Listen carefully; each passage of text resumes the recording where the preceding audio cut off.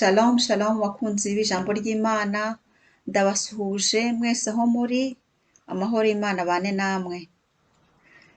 Nishimiye kongera kubana namwe muri kano kanya mbonye ndagashimira Imana, ku bwanjye biba bimeze nko gutombora, kuko hari imbaraga z'umwanzi ziba zindwanya kugira ngo ntabasha gusangira ijambo ry'Imana n'abandi, ntabasha mbese gukora umurimo w'Imana. Ni ukuri Imana ishimwe. Kandi ndayishimira ko yandinze muri iki gihe cyose mutambonaga, yarandinze ni ukuri, irandinda kandi irandinda bikomeye, ibyo ndabishimira cyane. Nuko rero ntarabatindira, reka twinjire mu ijambo ry'Imana, dusangire ijambo ry'Imana, twumve icyo ibyanditswe byera bitubwira. Reka mbanze nsenge, niragize mu maboko y'Imana, hanyuma dutangire twinjire mu ijambo ry'Imana. Data wa twese uri mu ijuru, Mwami ndagushimiye kuri kano kanya keza wongeye kumpa, ni ukuri kano kanya ndagakunda cyane, kano kanya nkabona gake kubera intege nkeya n'imbaraga z'umwanzi n'imbaraga nke z'umubiri, ariko Mwami ndagushimiye kuri kano kanya keza umpaye, ni akanya nishimiye cyane. None ga Mana, ndakwinginze kugira ngo ubane nanjye kuva ntangira kugeza nsoza. Ano majambo ni ayawe si ayanje, ndakwinginze Mwuka Wera kugira ngo abe ari wowe wivugira. Mwami, abazumva rino jambo hamwe nanjye, ni ukuri utwigishe, udusobanurire igitunga ubugingo bwacu, kugira ngo tubashe kumva rino jambo wiyandikiye uko riri, kandi ridufashe mu buzima bwacu bwa buri munsi. Mwami, niyo mpamvu watwandikiye, niyo mpamvu dufite rino jambo ryiza, kugira ngo ridufashe mu rugendo rwacu rwo kuri iyi si. Saint Esprit, ndaguhaye ikaze, ubane nanjye wivugire, mu izina rya Yesu Kristo w'i Nazareti mbisabye, amen. Reka naririmbe akaririmbo gatoya mbere yuko dutangira kwinjira mu ijambo ry'Imana. Mu mutima wanje Mwami Yesu, ngwino wiganzire, ubikirimba cawe Mwami Yesu, aho unezerererwa, kuko aho wibera haba ubuzima, kuko aho ugendera ijuru niho riri, n'impore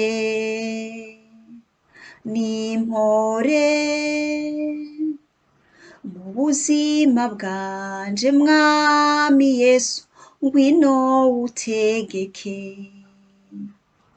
ibyo nkora byose Mwami Yesu, bari we uboneka, kuko aho wibera haba ubuzima, kuko aho ugendera ijuru niho riri, n'impore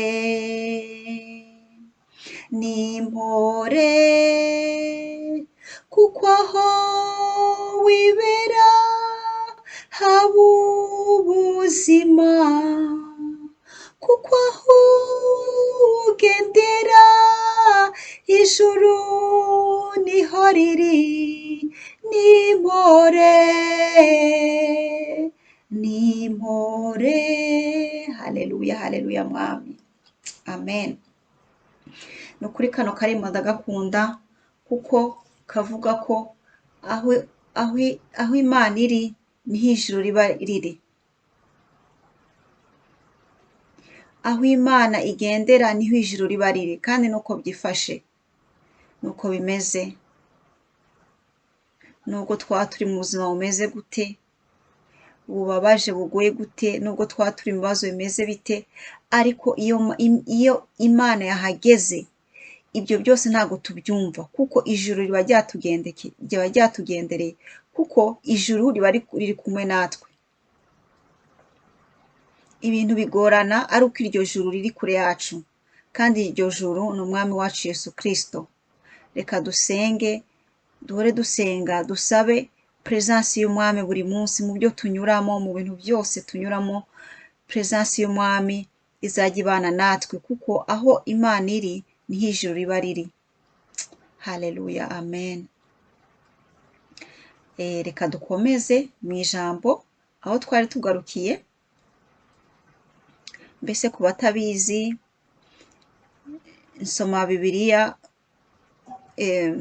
umwuka wambwiye gusoma Bibiliya kuva ku ntangiriro. Ubu rero ndacyari ku ntangiriro ya Bibiliya. Tugeze ku ntangiriro igice cya 27, kuva ku murongo wa 41.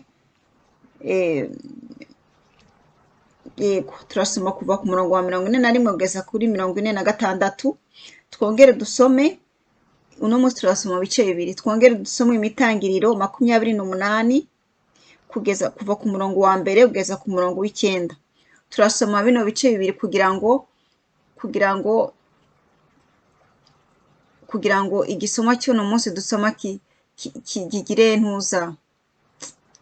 kigire ubusobanuro bwuzuye. Niyo mpamvu natoranyije gusoma bino bice bibiri. Dutangire mu itangiriro 27 ku murongo wa 41 kugeza ku murongo wa 46. Umutwe w'amagambo uravuga uti: Esawu ashaka kwica Yakobo. Esawu yangira Yakobo umugisha se yamuhesheje. Esawu aribwira ati: iminsi yo kwiraburira data iri bugufi, nibwo nzica murumuna wanjye Yakobo. Babwira Rebeka amagambo ya Esawu imfura ye. Atumira Yakobo umuhererezi, aramubwira ati: dore mukuru wawe Esawu agiye kwimarisha agahinda wamuteye kukwica. Nuko rero mwana wanjye nyumvira, haguruka uhungire i Harani kwa Labani musaza wanjye, umarane nawe iminsi itari myinshi, ugeze aho uburakari bwa mukuru wawe buzashirira. Ugeze aho inzika ya mukuru wawe izakuviraho. Akibabwira ibyo, akibagirwa ibyo wamugiriye, maze nzabona kugutumira ugaruke. Ni iki cyatuma mbapfushiriza rimwe mwembi? Rebeka abwira Isaka ati: ubugingo bwanjye burambiwe b'Abahetikazi.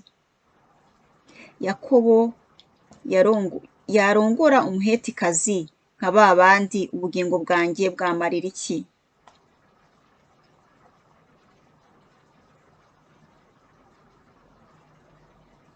Turakomeje gusoma mu itangiriro igice cya 28 kuva ku murongo wa mbere kugeza ku 9. Dusome mu izina rya Yesu Kristo. Umutwe w'amagambo uravuga uti: Isaka yohereza Yakobo i Padanaramu gusabayo umugeni. Isaka ahamagara Yakobo amuhesha umugisha, aramwihanangiriza ati: ntuzarongore umunyakananikazi. Haguruka ujye i Padanaramu kwa Betuweli sogokuru, usabeyo umugeni mu bakobwa ba Labani nyokorume. Kandi Imana ishobora byose iguhe umugisha, ikororotse ikugwize ube iteraniro ry'amahanga. Kandi wowe n'urubyaro rwawe narwo ibahe umugisha yahaye Aburahamu, kugira ngo uragwe igihugu cy'ubusuhuke bwawe, icyo Imana yahaye Aburahamu. Isaka yohereza Yakobo, aragenda ajya i Padanaramu kwa Labani mwene Betuweli umwaramu, musaza wa Rebeka nyina wa Yakobo na Esawu. Kandi Esawu abonye yuko Isaka yahesheje Yakobo umugisha, akamwohereza i Padanaramu gusabayo umugeni, kandi ko yamwihanangirije akimuhesha umugisha ati: ntuzarongore umunyakananikazi.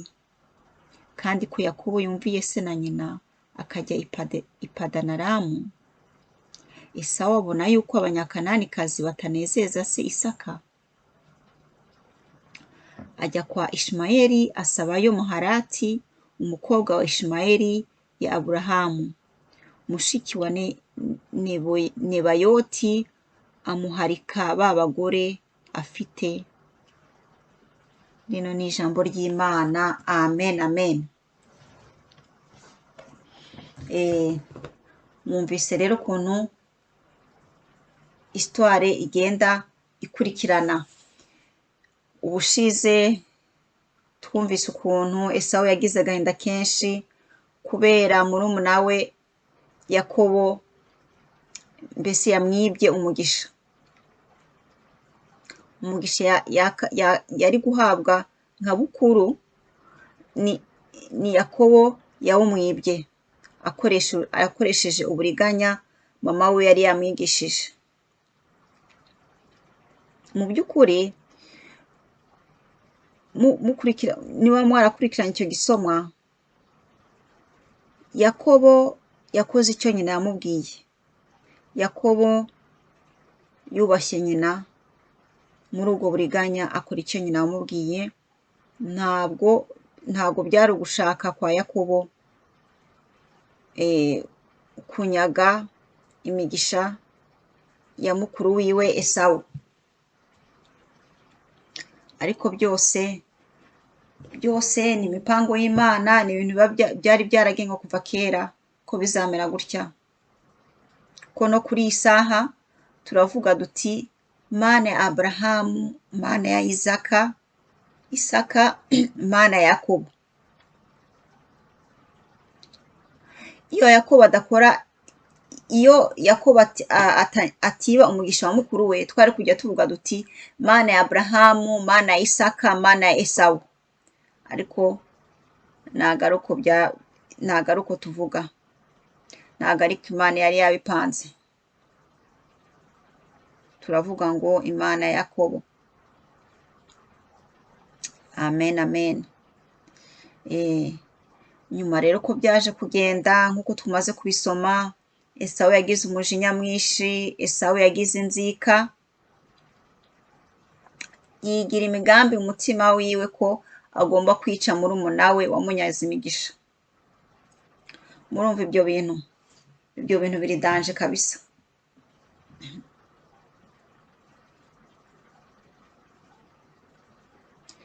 Nkatwe abana b'abantu, nkatwe mu buzima bwacu bwa buri munsi, iyo umujinya n'inzika byaduteye tubigenza gute koko? Iyo hari uwaduhemukiye cyangwa hari abaduhemukiye,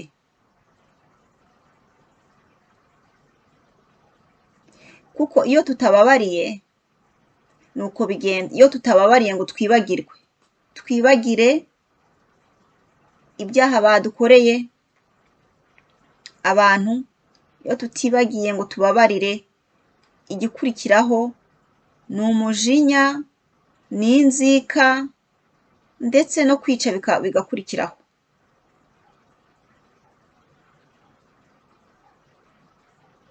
Ego siko bose bica nk'uko Esawu yabikoze, yashakaga kubikora bambe. Ariko kubika umujinya, kubika inzika mu mutima wacu kubera ibyaha twakorewe ni ikizira cyane ku Mana, kuko ijambo ry'Imana yatubwira ko kwanga umuntu ntaho bitaniye no kumwica. Urumva ukuntu ibintu by'Imana bikomeye, ngo iyo twanze umuntu ntaho bitaniye nuko tuba tumaze gukora icyaha cyo kwica. Uwiteka tubabarire.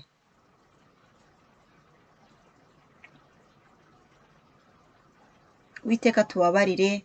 Kuri iyi si duhura na byinshi akenshi ikintu kibabaza imitima y'abantu ni ikintu kiza kigushoka cyane, ni ikintu kigushikira utari ukiteguye, ikintu kikaba nka shoke mu buzima bwawe, ikintu utatekerezaga tuvuge ko umugenzi ashobora kuguhemukira, umugenzi wakundaga ashobora kuguhemukira, noneho bikaba kuko ari umuntu, erega ni umuntu n'inshuti iraguhemukira, inshuti magara, na mama wawe yakubyaye yaguhemukira, na papa wawe yakubyaye yaguhemukira, kuko ni abantu. Ariko se ni ukuye kuntu tugomba kwifata kugira ngo dukomeze ubuzima bwacu bwishimo, kugira ngo ntitugere kuri icyo cyaha cyo kwica. Kuko iyo umuntu akubabaje kandi akuziza ubusa, akaguhemukira, mbese urababara. Kubabara ni ibisanzwe, ariko iyo bibyayemo umujinya bigakomeza bikabyaramo inzika, urumva tuba tuguye mu cyaha. Iyi si ni isi, umuntu n'undi ashobora kuguhemukira, ariko ikibi ni ukwemvita icyaha, tucyemvita gute? Iyo turi muri iyo situation, icyaha tucyemvita gute? Tucyemvita iyo tugize uwo mujinya, iyo tugize uburakari, tukagira n'umujinya, inzika, urumva icyaha kiba cyamaze gutaha umutima wacu. Inzika n'urwango ntaho bitaniye. Urumva ko iyo twamaze kwanga umuntu, tukamwanga ko yaduhemukiye, ukavuga ati uriya muntu sinzamubabarira, ibyaha yankoreye ni byinshi, ntago nzamubabarira.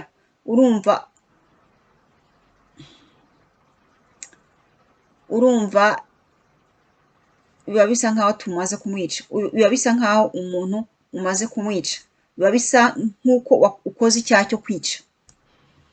Urumva iyo mivumo y'icyaha tuzayikizwa n'iki?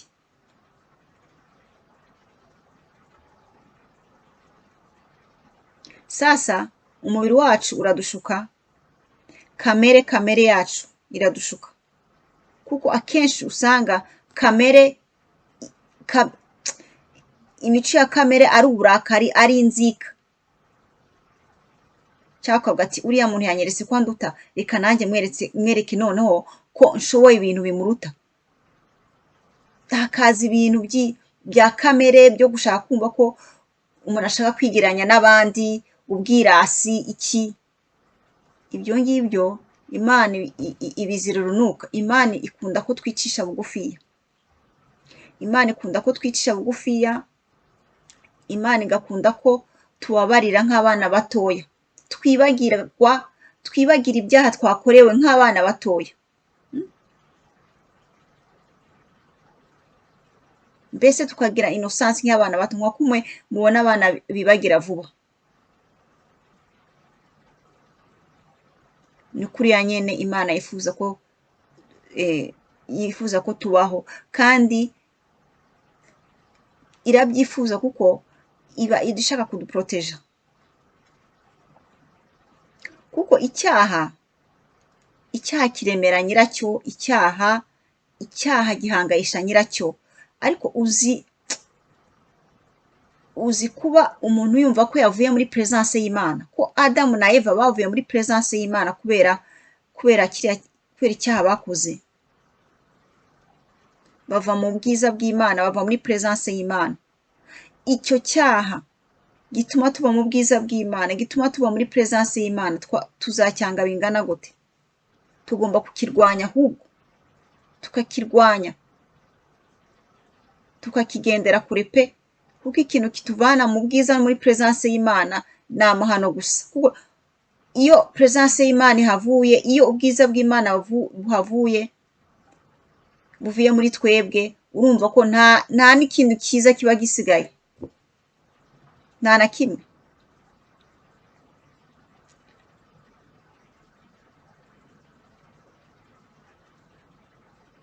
wafuma ugira abantu benshi bakakwanga baguhora ubusa, wafuma uba mu bukene bwinshi,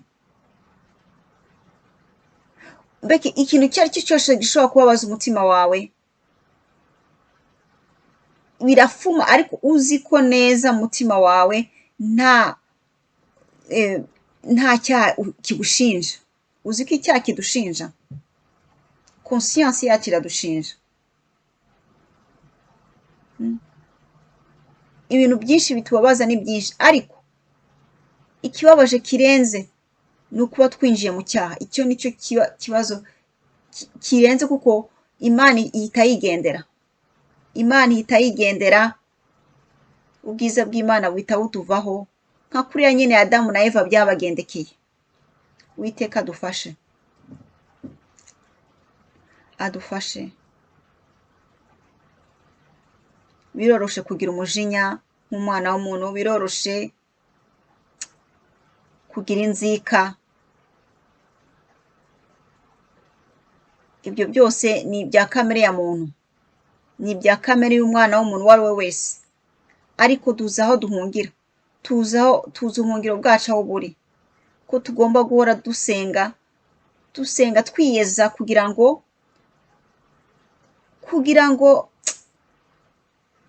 ngo dukomeze ubusabane bwiza hagati y'Imana yacu.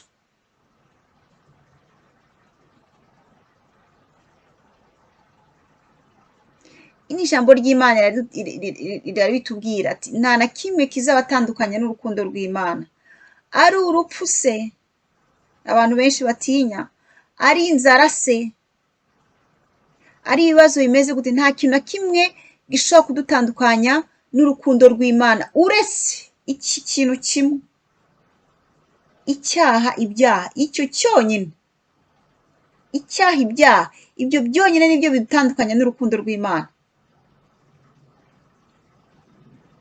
bidutandukanya n'ubwiza bw'Imana.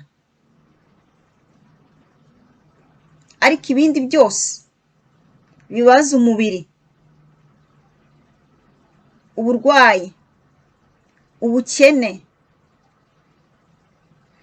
n'izindi difficulté zose duhura nazo kuri iyi si, dushobora guhura nazo kuri iyi si, ibyo byose nta na kimwe gishobora kudutandukanya n'Imana. Haleluya, haleluya, amen. Igifite kudutera ubwoba gusa, icyakagombye kudutera ubwoba ni kimwe gusa, icyaha.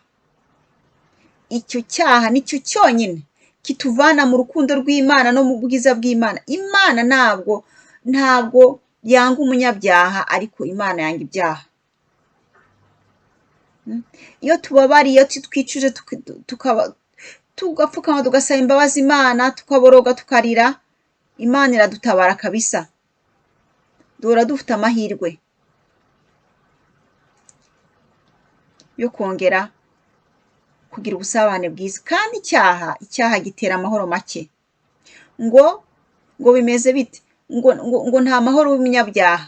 Uko niko ijambo ry'Imana ritubwira. Hari benshi babona abantu batunze kubera ubujura, abantu batunze kubera ingeso babishakiye mu ubwo butunzi, babushakiye mu nzira z'ibyaha. Umuntu agashobora kuba yabamviya, akavuga ati uriya arakize ibiki, ariko ikintu mbese nubwo uba ubonesha amaso ko akize, ni umutindi gusa, kuko ubukire butari mu Imana nta bukire buba burimo.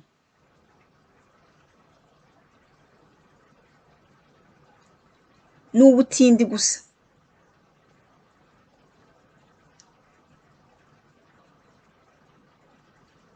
Abantu baba barapfuye bahagaze, ariko ku buryo iyo utabirebesheje mu buryo bw'amaso y'umwuka ntabwo ubibona.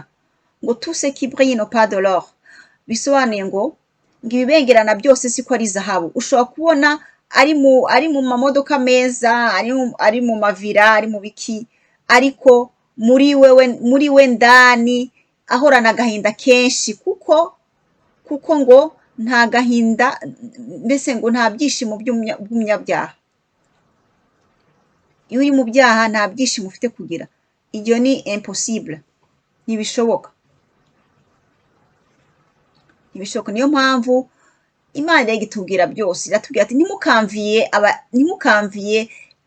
abanyabyaha ngo mubamviye kubera ibintu bafite n'ibiki. kuko irabizi neza ko nta na kimwe bafise byose, ariko nta na kimwe bafise, nta na kimwe bafite, mbese ni abatindi gusa, ngo nta mahoro umunyabyaha ntayo. Mbega ikintu kizaza kiturutira amahoro ni igiki? Amahoro Imana itanga ni igiki? Icyo kintu ni igiki? Ni zahabu se? Ni diyama se? Icyo kintu kizaza gisimbura amahoro? Ko amahoro umuntu adashobora kuyagura, kujya kuyahaha nk'uko abantu tugenda guhaha. Ni hehe wayahahira? ntaho dushobora kuyahahira. Amahoro arahenze. Rero tugomba kwanga icyaha urunuka, kuko icyo cyaha kidutwara amahoro,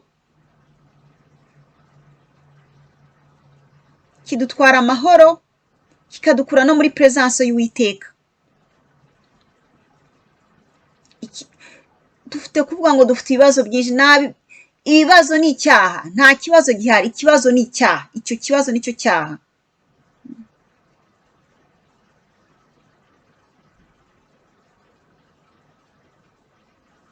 Imana idufashe gusobanukirwa ubukire bw'ukuri aho buri, ubukire bw'ukuri uko bumeze. Uwiteka adushoboze kumenya ubwenge, kuko rino jambo ry'Imana ririmo ubutunzi bwinshi, ririmo ubukire bwinshi. Irungu nizo zizagutandukanya n'intuza n'urukundo rw'Imana. Nta na kimwe kibaho, nta na kimwe. Mwene data, wowe umukunzi w'ijambo ry'Imana, wowe urimo kunyumva, nta na kimwe ufite uvuga ngo cyagutandukanya n'urukundo rw'Imana. Nta na kimwe, uretse nyine icyo cyaha gusa. Nta na kimwe gitwara amahoro y'umwana w'umuntu atari icyaha. Nta kindi, ntacyo. Ubu se n'uwaguha zahabu na diyama zose zo ku isi, akakubwira ati ubifate, ariko nta mahoro uzigera ugira. Amahoro nta mahoro ufite. Mbese ugurisha amahoro yawe n'izo diyama, wacagura iki koko?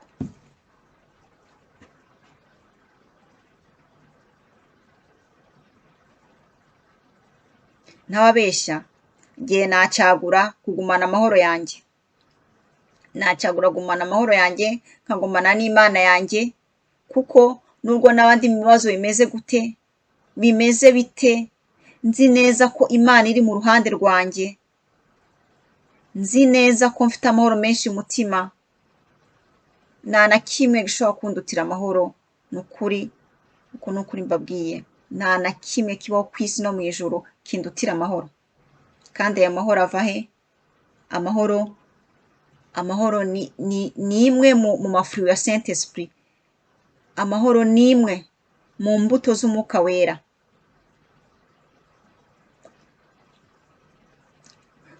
Muri make, ubugingo bwacu, esprit yacu ikeneye imbuto z'umwuka wera kugira ngo ibeho.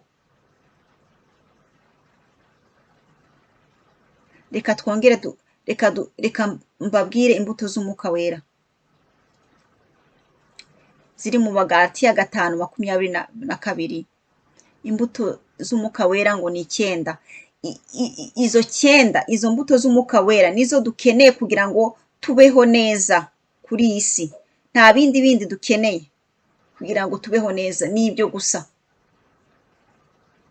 Icya mbere, urukundo. Icya kabiri, amahoro. Icya gatatu, ibyishimo. Icya kane, kwihangana. icya gatanu gukiranuka, icya gatandatu kugwa neza, icya karindwi kugira neza, icy'umunani kwirinda,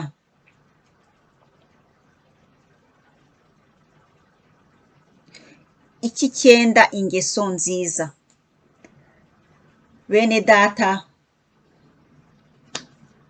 ngubwo butunzi,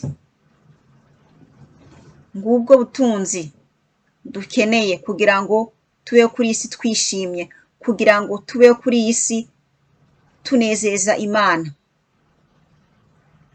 Ngubwo butunzi dukeneye, ngubwo butunzi Imana yifuza kuduha. Ubwo nibwo butunzi Imana idupresenta, ariko twege dusaba Imana ubundi butunzi bufite iyindi shusho, ariko en realite mu by'ukuri Imana ubwo nibwo butunzi ishaka kuduha, nibwo butunzi yifuza kuduha twege nk'abana bayo, twege twayemeye. Ubwo nibwo butunzi iduhishiye. Kuki tudashobora gusaba Imana ubwo butunzi? Kuki? Igituma tudafite gusaba Imana ubwo bukire, ko turi abakene. Turi abakene. Iyo tudafite izo mbuto, iyo tudafite nibura n'imwe muri izo mbuto, tuba turi abakene. None mwene data, urumva ko ufite izo mbuto 9 zose uko zingana, umva utari umukire? Uri umukire. Uzifite zose uzaba uri umukire.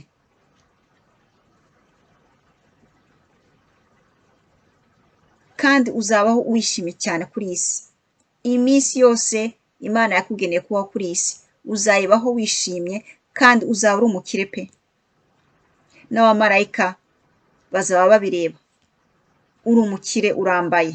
Haleluya. Nuko bene data, ndishimye kuganira namwe rino jambo.